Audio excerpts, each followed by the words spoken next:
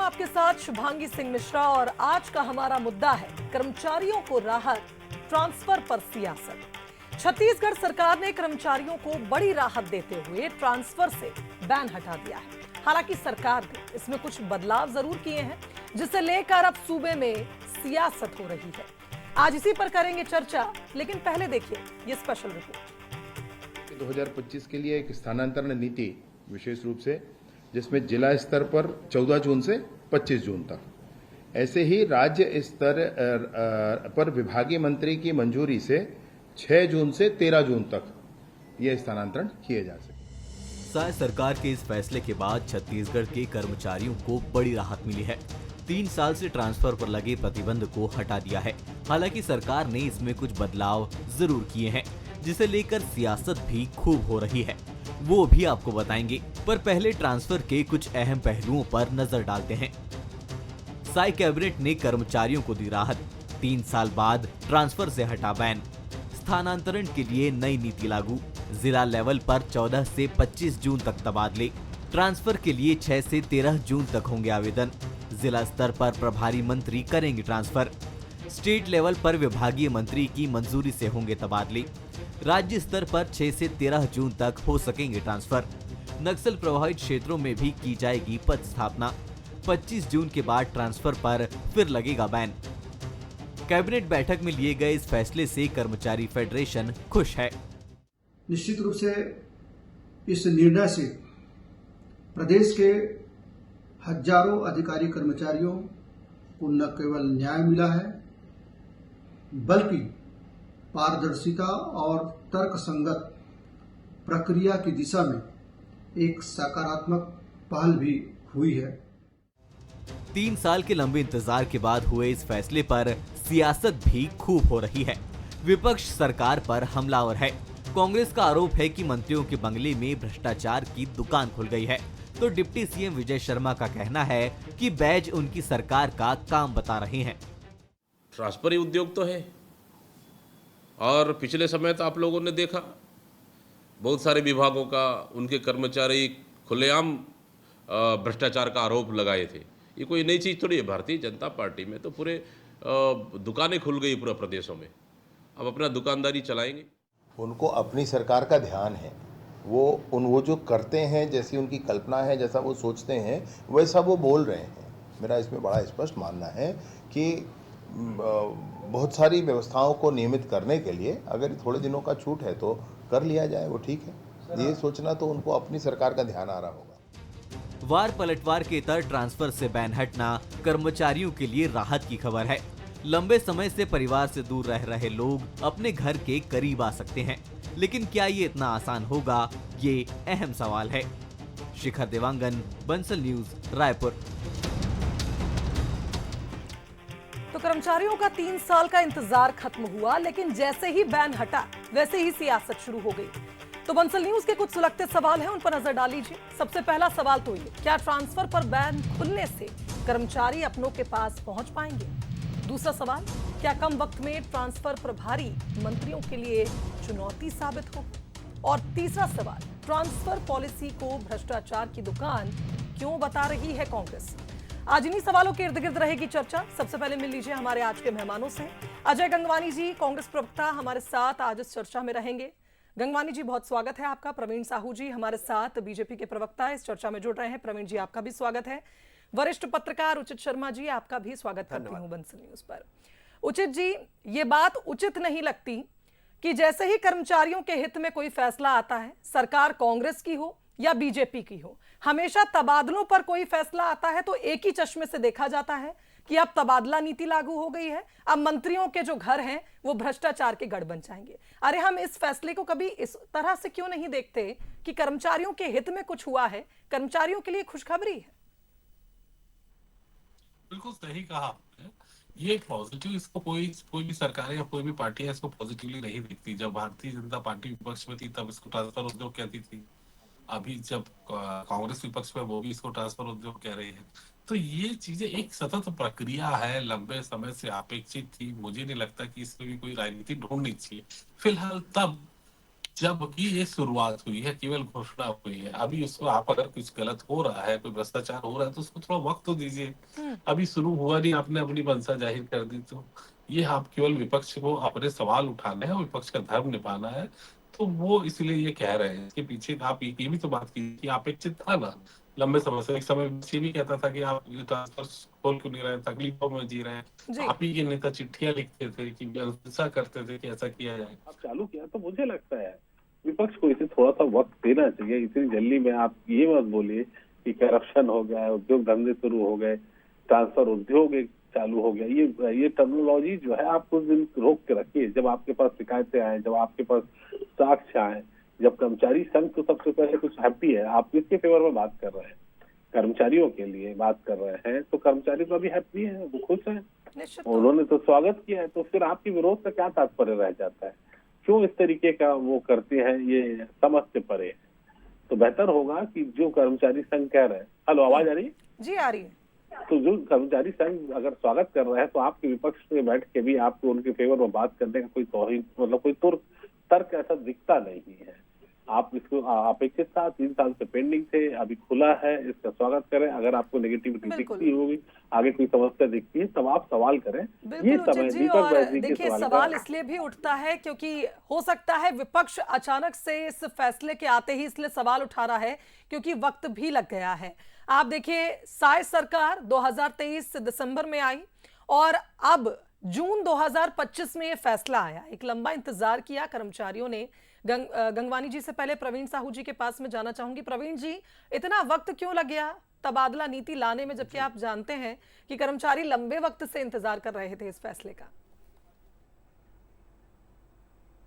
देखिए, सबसे पहले भारत माता की जय कहूँगा। आप सभी को नमस्कार, विशेष रूप से जनता को मैं नमन करता हूँ। देखिए, हमारी सरकार प्रत्येक क्षेत्र में प्रतिबद्धता पूर्वक काम कर रही है और प्रत्येक पहलू में आदरणीय हमारे जितने भी हमारे कर्मचारी भाई हैं, उन पर एक हमने बहुत बड़ा निर्णय उनके हित में लिया हुआ है। और उनके हित को देखते हुए जिस प्रकार हम कह सकते हैं कि 14 से 25 जून तक उनके ट्रांसफर होने वाले हैं, तो निश्चित रूप से कर्मचारी के हित में एक स्वागत योग्य पहल है। और निश्चित रूप से इस प्रक्रिया से पारदर्शिता और कहीं ना कहीं जो है तर्कसंगत प्रक्रिया के माध्यम से उनके ट्रांसफर हो सकेंगे। जिस ट्रांसफर पर हम कहें तो टोटल अभी तक 3 साल का बैल लगा हुआ था। हमने बड़ी अध्ययनता पूर्वक और कहीं ना कहीं सटीकता पूर्वक अध्ययन करके उनको समय दिया। और देखेंगे जिस प्रकार से अपने चैनल में चलाया कि कर्मचारी जो संघ है इस फैसले से बहुत खुश है। तो निश्चित रूप से बहुत सरकार की बहुत अच्छी पहल है। विपक्ष का धर्म निभाना चाहिए, लेकिन केवल विरोध करना है इसलिए सरकार के प्रत्येक पहलू का विरोध करना ये निश्चित रूप से कहीं भी स्वीकार्य नहीं है। सरकार ने बहुत ही गंभीरता पूर्वक इस को लिया है और सरकार ने जितने भी कर्मचारी हैं उनके हित में ध्यान रखते हुए, जिस प्रकार अगर हम कहें तो पति पत्नी अगर मान लीजिए अलग अलग स्थान पर है, ऐसे बहुत सारे विषय अगर हम कहें, किसी में मान लीजिए अगर शारीरिक अक्षमता है, तो ऐसे बहुत सारे बिंदुवार अध्ययन करके एक आदेश निकाला जिस प्रकार उसमें 6 से 13 जून तक आवेदन कर सकते हैं एवं जिला एवं राज्य स्तर पर उनका ट्रांसफर हो सकता है। और देखिए, बार बार मैं कह रहा हूं कि जितने भी कर्मचारी संगठन है उनके ओर से लगातार केवल धन्यवाद की प्रतिक्रिया आ रही है। किसी भी कर्मचारी संगठन ने, किसी भी प्रत्येक कर्मचारी, एक कर्मचारी ने भी इस प्रक्रिया का, इस नीति का विरोध नहीं किया, क्योंकि वे जानते हैं कि सरकार कर्मचारियों के साथ है, सभी वर्गों के साथ ही है। और विशेष रूप से जिस प्रकार कर्मचारी का हम सम्मान कर रहे हैं, उनके हित में काम कर रहे हैं, तो निश्चित रूप से ये स्वागत योग्य पहलू है। और कांग्रेस पार्टी से मैं पूछना चाहता हूँ कि कर्मचारियों का हित हो। गंगवानी जी, क्या हो गया? अभी फैसला आया और फैसला आते ही आप इसका विरोध करने लगे। इस प्रकार से पूर्ववर्ती रमन सरकार के 15 सालों में हमने देखा, छत्तीसगढ़ की जनता ने देखा किस प्रकार से तबादला उद्योग जारी था। तत्कालीन मुख्यमंत्री हों, तत्कालीन जो प्रभारी मंत्री थे, विभागीय मंत्री थे, लगातार अपने चहेते अधिकारियों को उनकी मनपसंद स्थानों पर नियुक्ति देना, उनको राजनीतिक संरक्षण देना, ऐसे मलाईदार विभागों में जानबूझकर पोस्टिंग करना ताकि वसूली करके वो अपना हिस्सा जो है विभागीय मंत्री या प्रभारी मंत्री तक पहुंचा पाए। जो लगातार नियत इसी मंशा हमने 15 साल तक देखी, उसी के आधार पर हम लगातार आपत्ति दर्ज कर रहे हैं। दूसरी महत्वपूर्ण बात है, अगर आप सचमुच ये चाहते हैं कि तबादला जो नीति आप ला रहे हैं उससे कर्मचारियों को, कर्मचारी संघ को फायदा हो, तो सबसे महत्वपूर्ण बात यह है शिवांगी जी कि इस पूरी जो नीति है ट्रांसफर की, ये पूरी तरह से ऑनलाइन कर दिया जाए, पूरी तरह से पारदर्शिता हो। आज मैं छोटा सा उदाहरण इन्हीं का, भारतीय जनता पार्टी शासित राज्य मध्य प्रदेश है, जहां पूरी ट्रांसफर प्रक्रिया को ऑनलाइन प्लेटफॉर्म पे ला दिया गया है। उसमें स्पष्ट रूप से मैं तो कहना चाह रहा हूँ शुभांगी जी आपके चैनल पे, कांग्रेस पार्टी विपक्ष के रूप में इस तबादला नीति का पूरा स्वागत करेगी अगर इस तबादला नीति में पूरी ईमानदारी से कर्मचारी के हित में ट्रांसफर किए जाए, पूरी पारदर्शिता अपनाई जाए, बिना राजनीतिक संरक्षण के, बिना मनपसंद अधिकारियों को। तो गंगवानी जी मेरा सवाल ही यही था। अभी तो सिर्फ फैसला आया है, अभी एक बार प्रक्रिया शुरू होने दीजिए, फिर आप इंतजार करिए, उसके बाद आप इसका विरोध करिए। अभी तो कर्मचारी 3 साल से जिस घोषणा का इंतजार कर रहे थे वो घोषणा मात्र हुई, और अभी से ही विपक्ष ने इस पर सवाल उठा दिया, तो इससे तो कर्मचारियों का मनोबल गिरेगा। नहीं, देखिए मैं कंप्लीट कर लूं। शिवांगी जी, मेरा निवेदन है, दो प्रश्न तो जोड़ लीजिए ताकि मैं बात कंप्लीट करूं, फिर आपके प्रश्नों का जवाब देने के लिए बैठा हूं मैं। मेरी बात आ जाने दीजिए, मेरा निवेदन है, आपके कुछ प्रश्न तो जोड़ लीजिए, मैं कंप्लीट कर लेता हूं। मैंने प्रश्न जोड़ दिया, आप जल्दी से बोलिए जी। हाँ, मैं इसी टॉपिक पे कल भी एक मीडिया चैनल पे मैं बैठा था। मेरे पास 2 कर्मचारी संघ के पदाधिकारी थे, एक तो कर्मचारी एसोसिएशन के अध्यक्ष और दूसरे अनियमित कर्मचारी के। मैं एक महत्वपूर्ण बात आपके चैनल पे शिवांगी जी कहना चाह रहा हूँ कि कर्मचारी तो कर्मचारी है। कल अनियमित कर्मचारी संघ के जो अध्यक्ष हैं वो स्पष्ट रूप से कहते रहे कि आप जो ट्रांसफर को खोल रहे हैं कि भैया जो नियमित कर्मचारी है अब उसका ट्रांसफर 14 से 25 जून तक हो सकता है, तो अनियमित कर्मचारी का क्या गलती है? आज उसके लिए भी आप खोलिए। जो संविदा कर्मचारी है उसके लिए जो ट्रांसफर की नीति है उसको खोलिए।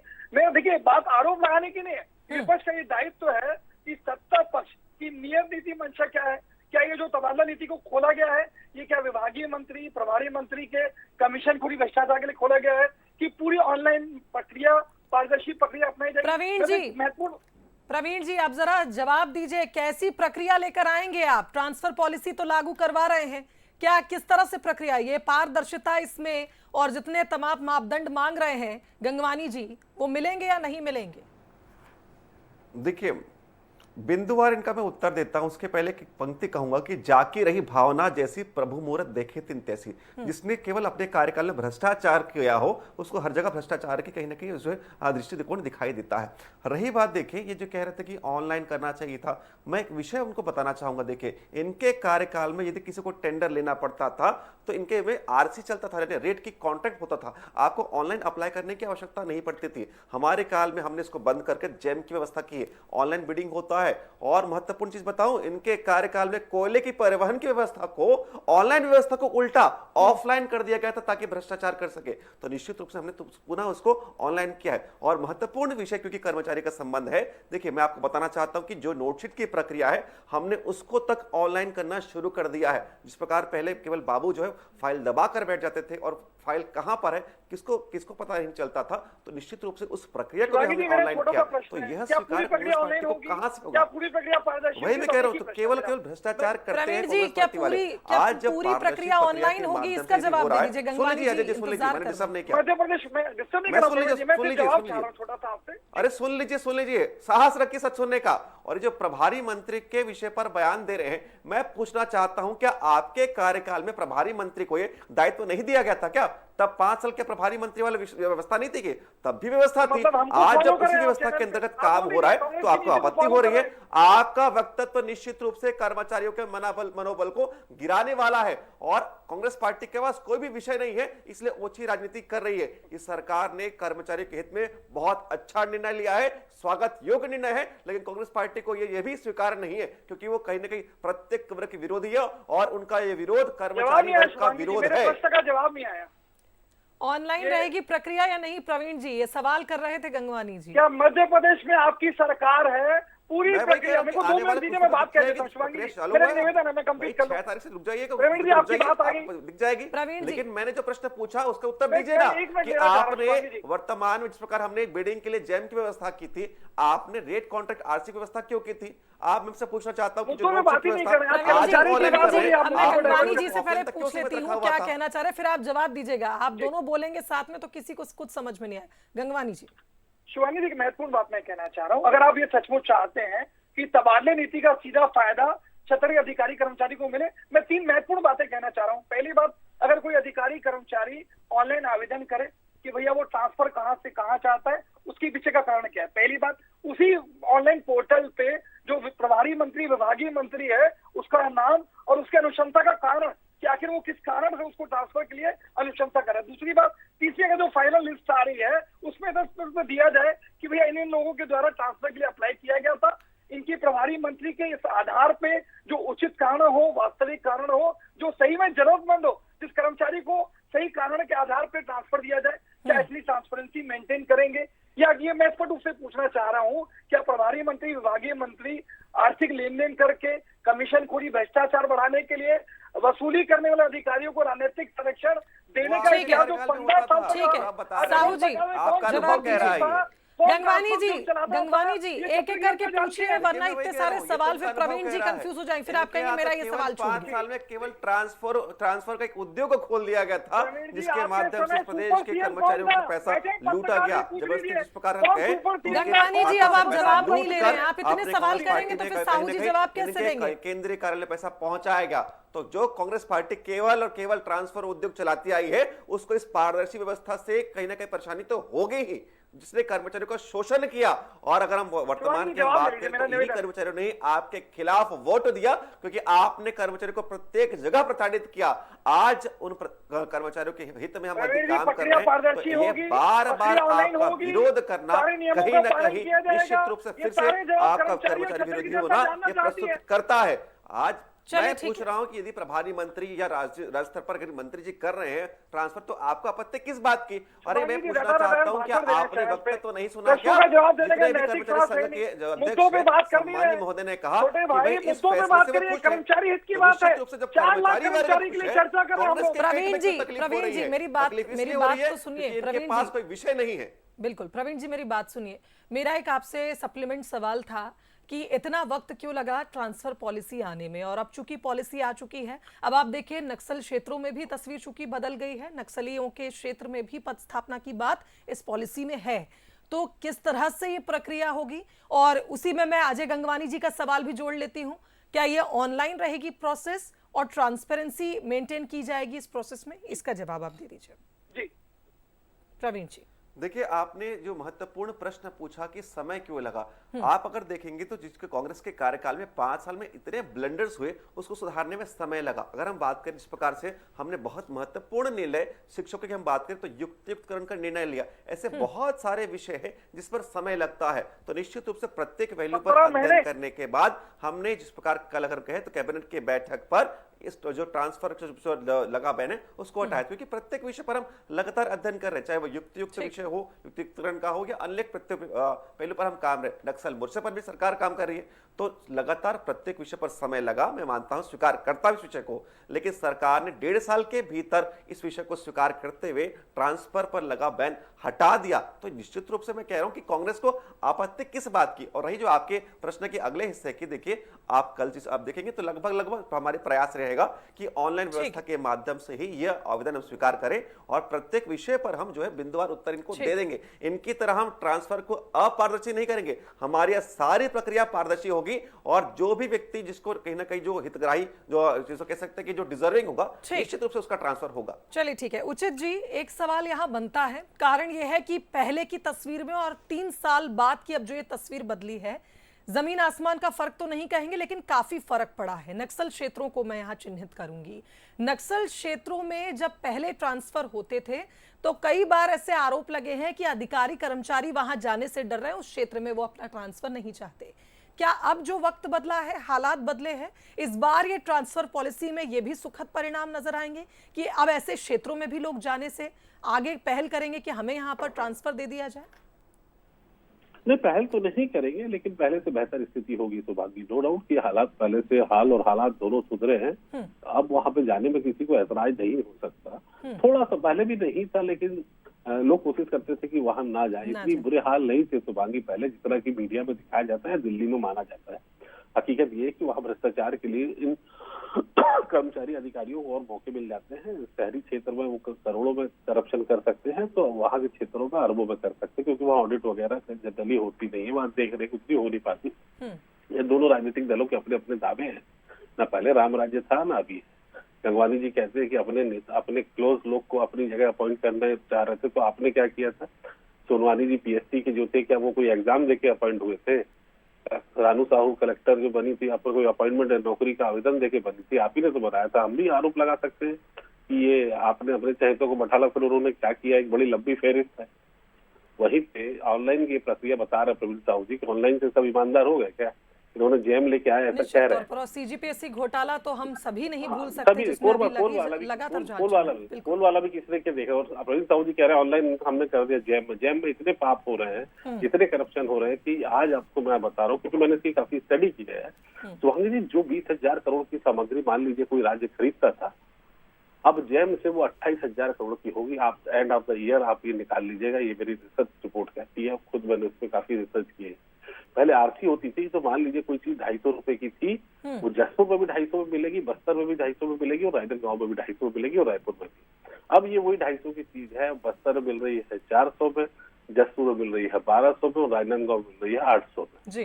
तो ये एक्चुअली जैम जो है वो प्रदेश के लिए वरदान नहीं है, अभिशाप साबित होगा, क्योंकि इससे 8,000 करोड़ हमारे ज्यादा लगने वाले। ये बोले हम इन्होंने आरसी की थी, आरसी इन्होंने नहीं की थी, कांग्रेस ने आरसी नहीं की थी, आगे सतत प्रक्रिया है, पहले तो चली आ रही थी 15 साल डॉक्टर मनमोहन सिंह के काल में भी आरसी हुआ करती।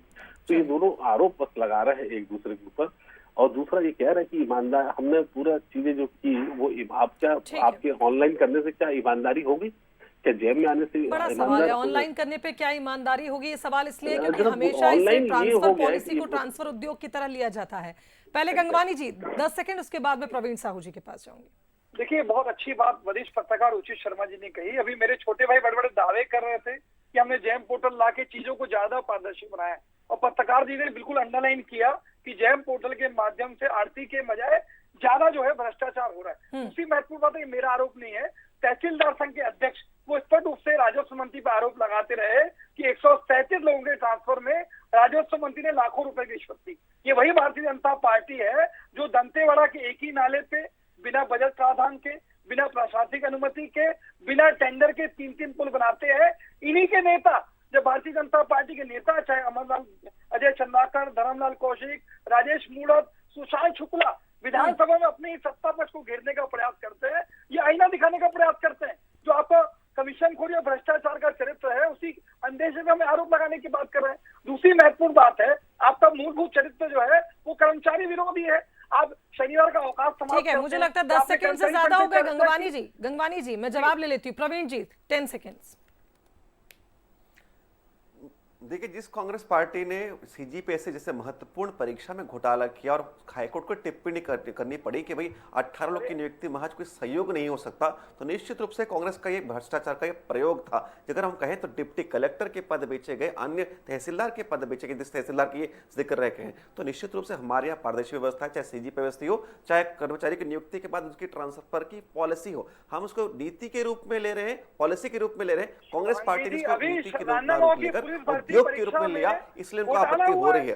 अजय जी सुन लीजिए, साहस रखिएगा, आपको डिबेट करना सीखना पड़ेगा। मैंने आपको इस समय डिस्टर्ब नहीं किया, तो यही आपकी कहीं ना कह सकते हैं कि ओछी राजनीति है। कांग्रेस पार्टी को जब भी हम आईना दिखाते हैं उनका बड़बड़ाहट शुरू हो जाता है, क्योंकि आपने कार्यकाल में जो बहुत भ्रष्टाचार किया उस निश्चित रूप से कांग्रेस पार्टी के भ्रष्टाचार को भाजपा ने अंत दिखा दिया। रही बात जैम की हम बात करें तो जैम के माध्यम से बिडिंग होता है, आदरणीय उचित शर्मा जी ने विषय रखा होगा, तो देखिए उनका आकलन अपनी जगह है, लेकिन जैम के माध्यम से प्रवीण जी सार यही है, टेंडर के लिए बिडिंग कर्मचारियों के हित में अगर कोई फैसला आया है तो निश्चित तौर पर जो प्रक्रिया है वो पारदर्शिता के साथ तर्कसंगत ढंग से हो। कारण यह है कि वो कर्मचारी जो अपनों से दूर है, ये मामला उनके लिए काफी गंभीर हो जाता है जब उन्हें काफी वक्त तक इंतजार करना होता है उस ट्रांसफर का। और आप सोचिए, अपनों के पास जाने का अब उन्हें मौका मिला है, तारीखों का ऐलान भी हो गया है, तो निश्चित तौर पर पक्ष और विपक्ष को इसे कर्मचारी हित का एक फैसला मानकर आगे बढ़ना चाहिए, ना कि इस पर सियासत होनी चाहिए। आप तीनों मेहमानों का शुक्रिया करना चाहूंगी, बहुत शुक्रिया आज इस चर्चा में हमारे साथ जुड़ने के लिए।